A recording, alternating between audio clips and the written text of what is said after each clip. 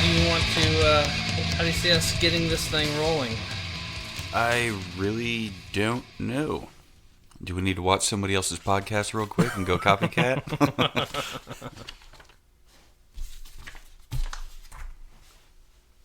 Have you already started recording? Well, of course I have. Well, God bless America. Hello, everybody.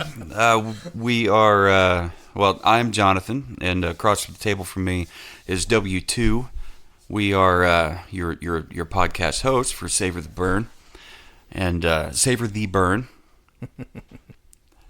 And we're very new to this whole podcast thing. Very new. So new that this is our very first. We have no idea what we're doing. We kind of do, but we don't for the most part. And we're extremely sober at the moment, too. Yes, we haven't tried anything yet, but I do see there's a few vials over here on the table to try out. And you got those from where? How do you pronounce it? I've always pronounced it flavor. Flavor? I think it's spelled Flaviar. Okay, Yeah. Flavor. I guess that makes sense. Yeah, they're an online spirit site that with your subscription you get monthly perks. First, I think we're going to talk about who we are and what we do as far as where we got the name Savor the Burn. I'm pretty sure if you know us, then you'll know exactly where it came from. But if you don't, that's what this episode is all about. So, who are you, W2? Who am I? I'm the bass player for Burn the Gates. Burn the Gates is a metal band out of Kansas City. I've heard of them. Yeah. We've been around since 2016, I believe is what the footer of our website says. But I think we actually had our very first jam session. It was either the end of November or early December 2015. And mad scrambling to play our first show was, I believe, the end of March of 2016. And it's been a little bit of a journey since then. A lot of fun and making a lot of new friends along the ways. Of those would be yourself.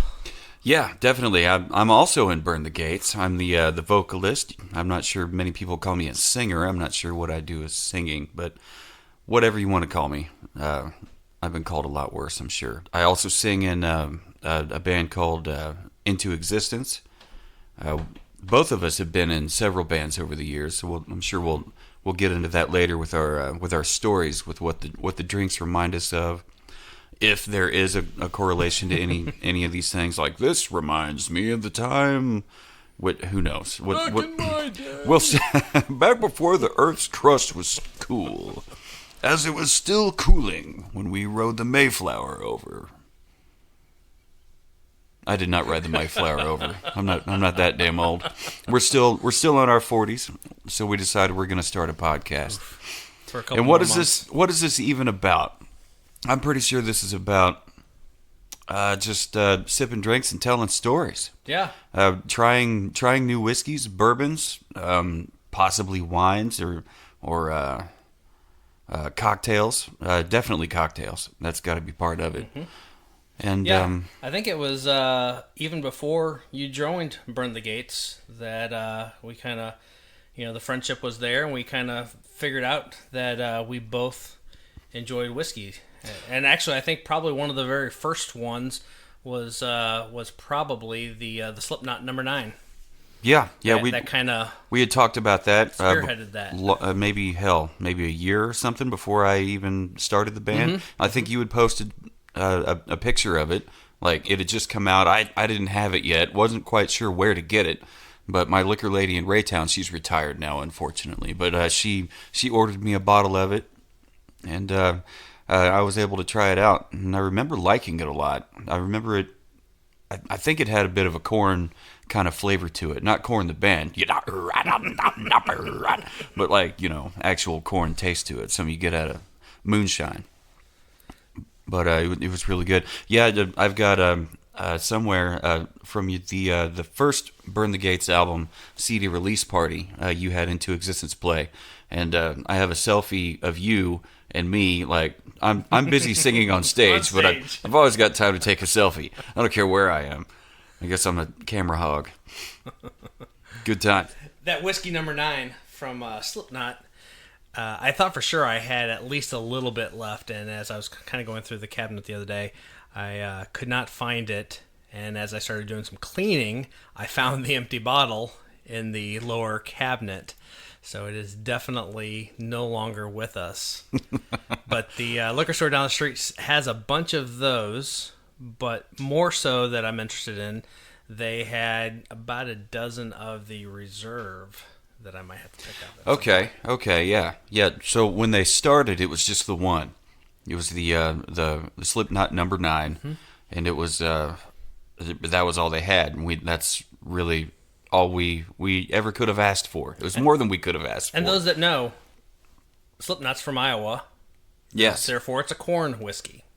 And it's delightful. But as time goes on, we find that that nobody can just start with one whiskey and just let it be. They have to add to their they gotta come out with a whole product line. So I think now we're up to like 4 different I think varieties. they've got a moonshine, don't they? Do they? I'm not sure. I remember I sent you the post and I was hashtag stoked. Like, we gotta try these. We gotta check these out.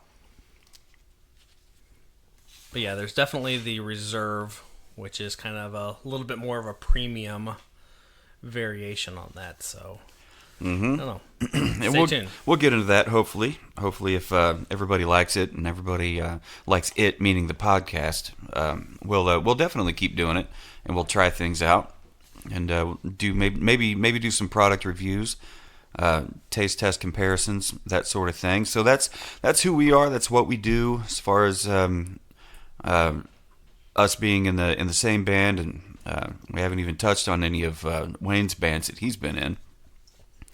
But that's what it's about. And I say we get to it. Yeah, I'm ready to. Yeah, what do we got? A Widow Jane. It's a 10-year straight bourbon, and Widow Jane is a distillery from New York. This is a 91 proof, 45.5%. 91's a good proof. It's pretty strong, but it's not like it's gonna remove paint from the car. There you go, sir. And where did you get these? The glasses? Mm-hmm. Good old Amazon. They come through with just about everything. Amazon. What I like about these glasses is the bell shape of the bottom of them really kind of helps concentrate the nose and really kind of right off the top the aroma. Yes, the aroma for sure. Like I can smell the vanilla. It smells really sweet. It's a mahogany color. Kind of a copperish. Yeah, copperish honey amber. It's real pretty. Take a sip. I definitely smell a little bit of corn on that. Very vanilla-y. It's a lot sweeter than I expected. Yeah, it is. It's very sweet and fruity. Like, I'm not sure which fruits I can taste in here, but because I have an undefined palate or whatever. Not sure, but it's definitely tasty. I just hopped on Google here to look up and see if there's any history from Widow Jane. It doesn't seem like there's anything referring to a widow named Jane, but it does say Widow Jane scours the country for the finest barrels of straight bourbon and rye whiskeys, hand assembled right here in the Red Hook neighborhood of Brooklyn, New York. We bring these to you with non-chill filtration and proofed with a hard yet sweet, pure limestone water from the legendary Rosendale mines of upstate New York. And it goes on to talk about just how cool they are. But it's very, very sweet and very mellow for a 91 proof. Mm-hmm. There's definitely a little bit of an orange in there. Their tasting notes describe the palate as being sweet on the palate with flavors of corn, vanilla, orange, and cherry. Well, it's definitely sweet. I think I'm picking up a little bit of the cherry. It's definitely the more subtle of the flavors. I think that's going to be one of the things that's kind of cool about this podcast, and one of the things that I'm looking forward to as we get into it is going through some of the tried and true spirits that everyone knows and talking about them, but then also kind of discovering these that you don't find in your local liquor store or may not have ever heard of. And this is one that I had never heard of before, but it had some pretty decent reviews online and was part of this sample pack that I got. So I was like, well, let's try this out. And it is tasty. Can you say your goodnights? Night night. Can I get a hug? All right. Visit from the little man. That's all right though. Yep. So I would consider Jameson as kind of one of those staples that everyone's had. Everyone's got a story or two about Jameson a little bit. I think a tried and true kind of staple, as far as everybody being familiar with. There's a lot of them. I would say there's Seagram's is not on the top of any list of mine, but it was really popular. I've got a Seagram story. It's very popular for decades. It's cheap. You can mix it with anything. I would say Crown. Yeah, same thing with Crown, with Jack Daniels. If you want it, hell, it's called Jack and Coke. Everybody, Lemmy, rest in peace, sir. Rock in peace. He drank the hell out of Jack and Cokes. Jim Beam is kind of an old reliable. I don't know if it's a favorite, but it's an old reliable for me. It's like $15 for a bottle of it, and it's also sweet. It's got a kind of citrusy vanilla kind of taste to it. To me, it definitely has more of an oaky flavor to it than this Widow Jane tester we just tried here. Yeah, this one says that it's charred in American oak, and the flavor profile that they have printed on there talks about oak as being on the nose, and maybe there's a little bit of it, but it's definitely not as strong as I would agree as a Jim Beam. Yeah, Jeremy Beam. Jim Beam. It doesn't strike me as an aromatically pleasant smell. It's just this definitely was like right off the bat, right when you smell it. It just smells like you can't wait to be introduced. Yeah. That's it for this episode of Savor the Burn podcast. Thank you for listening.